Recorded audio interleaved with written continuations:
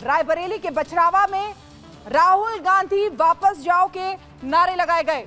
तो ये बड़ी खबर आपको बता दें, देखिए किस तरीके से राहुल गांधी पूरे कॉन्फिडेंस के साथ अमेठी छोड़कर रायबरेली गए हैं, लेकिन रायबरेली में भी जनता कितनी नाराज है ये आप इसके जरिए देखेंगे कि किस तरीके से राहुल गांधी के खिलाफ नारेबाजी हुई, राहुल गांधी वापस जाओ के नारे लगे।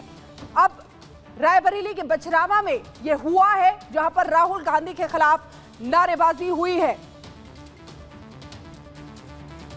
तो ये बड़ी खबर आपको बता दें, 8 राज्यों की 49 सीटों पर मतदान आज हो रहा है, 5वें चरण की वोटिंग है। ऐसे में हर जगह की तस्वीरें आपको दिखा रहे हैं। वोटर्स में उत्साह देखा जा रहा है, सुबह 7 बजे से ही वोटिंग चल रही है। लेकिन इसी के बीच में ये बड़ी खबर आई है कि किस तरीके से रायबरेली में भी सुबह से कतारों में लोग लगे हुए हैं। वहां के मुद्दे लोग बता रहे हैं जब हमारी टीम उनसे पूछ रही है। लेकिन बड़ी बात आपको बताएं कि रायबरेली के बछरावा में किस तरीके से राघवेंद्र इस वक्त सीधे हमारे साथ ज्यादा जानकारी के लिए जुड़ चुके हैं। राघवेंद्र, ये तो वही जगह है जहां से राहुल गांधी चुनावी मैदान में है, लेकिन ये जो नारे हैं ये किस तरह से मुसीबत बढ़ा सकते हैं राहुल गांधी की? हाँ बिल्कुल, देखिए ये मुसीबत बढ़ाने वाले ही नारे हैं। और बछरावा ऐसी जगह है, जब आप लखनऊ से जब आप रायबरेली की ओर आते हैं तो बछरावा रास्ते में पड़ता है। बछरावा एक बाजार भी है, बहुत मुख्य जगह है। लेकिन अगर वहाँ के लोग अगर प्रभावित होकर वहाँ पे उनके खिलाफ वोटिंग करते हैं तो ये कहीं ना कहीं चिंता की बात है।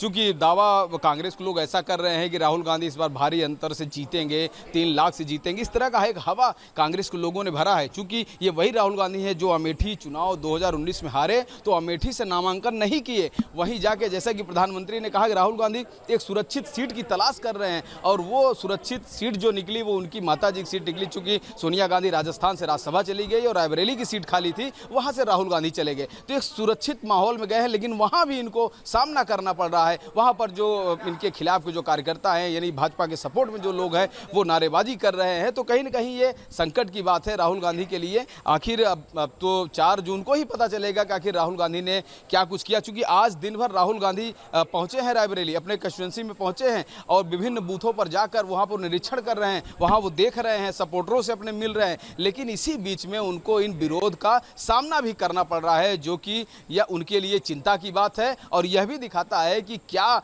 स्थिति वहां खराब तो नहीं हो सकती है। लेकिन 4 जून तक का इंतजार करना पड़ेगा, जब सुबह ईवीएम से जब किस्मत का जब पिटारा खुलना शुरू होगा तब पता चलेगा कि राहुल गांधी लगातार इस खबर पर हमें जानकारी दे रहे हैं। फिलहाल अपडेट देने के लिए बहुत बहुत धन्यवाद। तो राघवेंद्र बता रहे हैं कि रायबरेली के बछरावा में कैसे राहुल गांधी के खिलाफ नारेबाजी हुई है।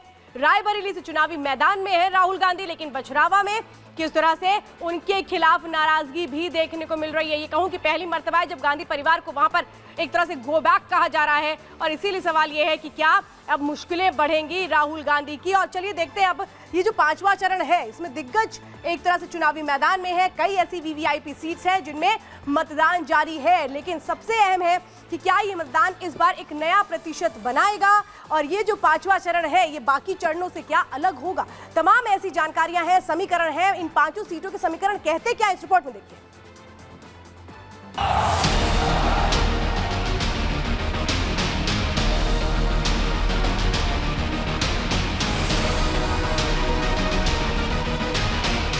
लोकसभा चुनाव के 5वें चरण के लिए आज मतदान जारी है।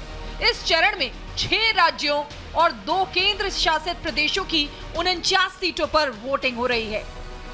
इस चरण में मतदाता मोदी कैबिनेट के नए मंत्रियों के भाग्य का फैसला करेंगे। वहीं अमेठी और रायबरेली सीट पर पूरे देश की नजर है। अमेठी में जहां केंद्रीय मंत्री स्मृति ईरानी एक बार फिर जीत का दावा कर रही हैं, वहीं रायबरेली का गढ़ बचाने के लिए राहुल गांधी खुद मैदान में हैं।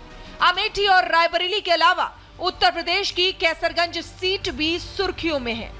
बीजेपी ने यहां पूर्व कुश्ती संघ अध्यक्ष ब्रजभूषण शरण सिंह के बेटे करण भूषण को टिकट दिया। बेटे की जीत को लेकर ब्रजभूषण शरण सिंह आश्वस्त नजर आ रहे हैं। एक पिता के रूप में मैंने पुत्र को वोट दिया है, वो भी लोकसभा प्रत्याशी के लिए, तो इससे बड़ी प्रसन्नता की बात हो नहीं सकती है।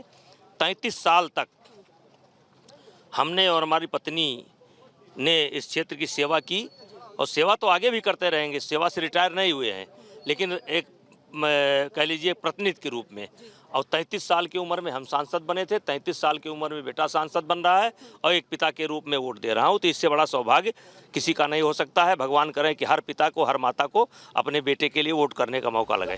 भारत की आस्था का केंद्र बन चुकी अयोध्या में भी आज वोटिंग जारी है। बीजेपी ने यहां एक बार फिर लल्लू सिंह पर भरोसा जताया है।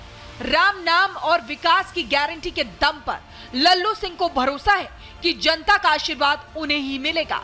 अयोध्या में प्रभु श्री राम के जन्म स्थान पर भव्य राम का जो मंदिर बना है, स्वाभाविक रूप से पूरे देश ही दुनिया में जहाँ जहाँ भी राम भक्त हैं, सब के मन में प्रभु श्री राम का जो भव्य मंदिर बना, उसके कारण मोदी जी के प्रति आदर है और श्रद्धा। अच्छा, क्या लग रहा है, क्या मुद्दे होंगे जिनको देखकर वोट करेंगे अयोध्या के लोग?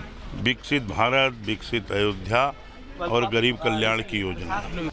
उत्तर प्रदेश के साथ साथ बिहार में भी हाजीपुर, सारण, सीतामढ़ी, मुजफ्फरपुर और मधुबनी सीट पर मतदान जारी है। हाजीपुर और सारण सीट की लड़ाई बेहद रोचक बनी हुई है।